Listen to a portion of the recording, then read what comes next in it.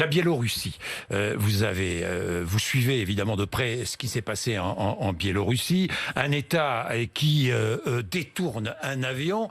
Est-ce du terrorisme d'État? Est-ce que le président biélorusse s'est comporté comme un terroriste?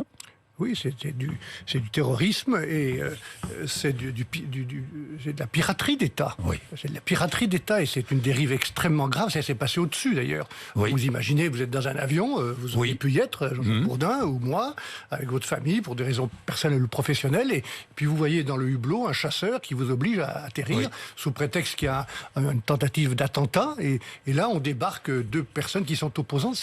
C'est de la piraterie d'État. Mais c'est tout le droit international mis en place après la guerre de 39-45 qui est mise à mal. Donc il faut être extrêmement clair très clair. Est-ce que les sanctions, alors Michel Barnier, est-ce que les sanctions aujourd'hui annoncées par l'Union européenne vous paraissent suffisantes? La réponse est oui. Je pense qu'il faut voir dans le détail. Elle cible des personnalités, des oligarques, un certain nombre de personnalités de Biélorussie pour les priver, pour geler leurs avoirs en quelque sorte dans l'ensemble du marché unique. Et donc vous voyez bien l'importance d'avoir une réponse européenne. Oui.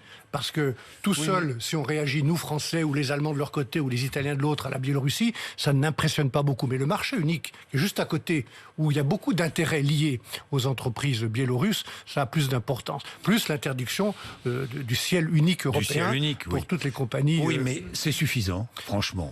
Est-ce que vous ne pensez pas qu'Alexandre Loukachenko se moque un peu des recommandations, des sanctions de l'Union européenne, franchement? Oui, mais peut-être qu'il se moque, on verra bien à la durée, parce que ça a beaucoup de conséquences, ces sanctions. Je pense qu'il aurait tort de se moquer de son peuple. Trop longtemps, parce que les peuples ont des forces, ont des raisons. Vous avez vu, souvenez-vous, il y a une trentaine d'années, ce qui s'est passé. C'est un homme aux abois, selon vous? C'est le geste d'un homme aux abois? Moi, je pense que c'est un signe de fébrilité et d'inquiétude par rapport à tout ce qui se passe dans le peuple biélorusse, qui en a marre, qui en a assez, comme ça a été le cas il y a 30 ans, en Hongrie, en Pologne ou dans les autres pays d'Europe centrale. Et le peuple a sa propre force, et je pense qu'un jour, le peuple va gagner.